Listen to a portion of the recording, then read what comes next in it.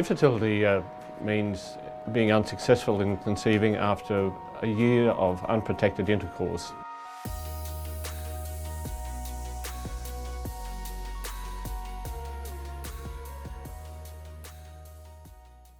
I went to a fertility clinic to have a fertility MOT, and unfortunately I found out that me and my husband both had infertility. I had stomach cramps and heavy bleeding for 2 weeks. I found out that my wife had had a miscarriage. I didn't even know she was pregnant. Well, we'd obviously been trying to start a family for probably a couple of years and nothing was happening. So through our GP, I think we got an appointment with the hospital, and they did some tests. So I provided a sample. Something in my immune system, antibodies, were effectively killing all the sperm off. They were clumping together, and none of them were surviving long enough to swim as far as they had to. At first I found the news really difficult. It took a few months to actually process the information and to get to a point where I could be positive and think of the positives of infertility. Well, when we found out, because it took quite a long time to go from when we first started to have try for children, right to when we found out that there was no chance, that took about 2 years. So along the way, with everything that happens, we've always thought it was sensible to get used to what all the options were. And one of the options could be that we couldn't have our own children. So to get used to it was a better way than just pretending everything would be all right and then it wouldn't be. So the news came to me that I've had a miscarriage. And I immediately thought, okay, let's put that out of my mind, because I didn't want to feel the pain at the time. I didn't tell many people because it was early stages and they probably thought it wasn't that important because it was early stages.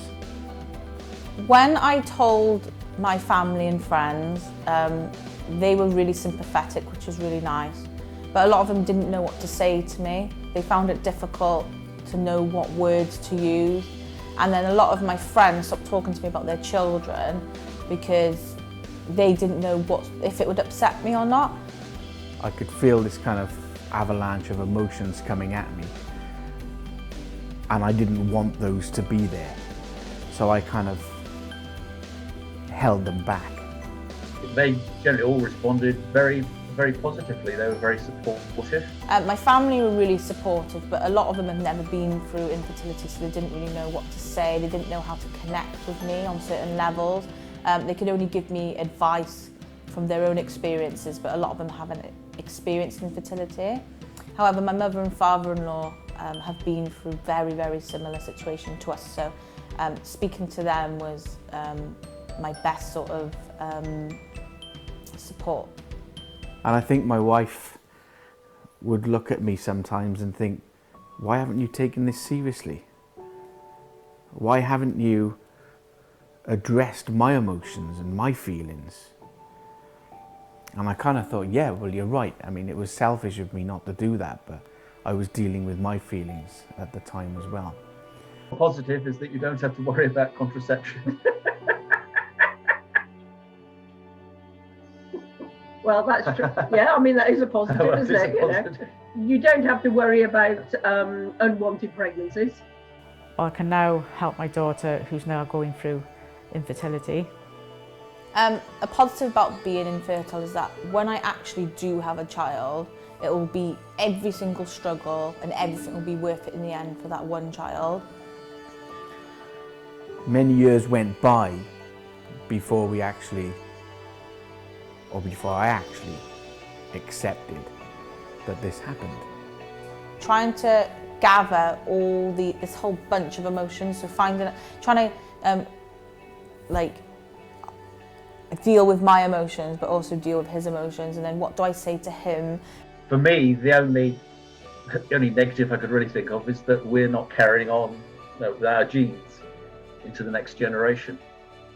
Thinking for me particularly how alike I am to my dad. And I've now got two sons who are very different from each other and very different from me. Community online, the Instagram community, is really positive for infertility, and there's lots of good advice on there. We've got through it. I think we've now got to the point where we're now both healed and able to talk about it and even joke about it. Negative about infertility is not knowing the future, not knowing if I can actually have a child and if I will have a child. And we've talked now about what sex it was or what sex it may have been and what names we may have given it and how old it would be today. And it's actually quite painful to talk about, but...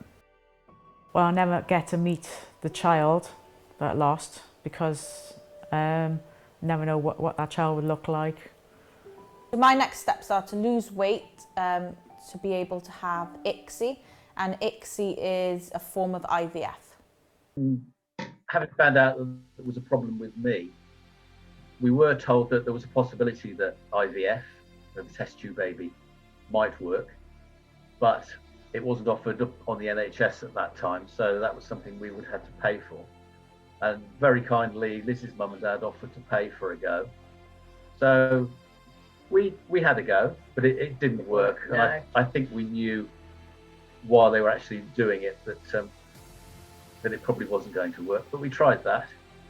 And then, having tried once, we sort of decided that wasn't our way, and we started to look at adoption. One day we'll meet that living entity, living soul, somewhere else, at another time, another place. There we are.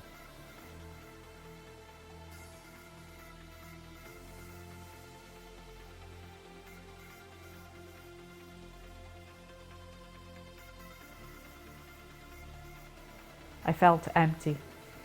Numbing. No different. Uncertain future.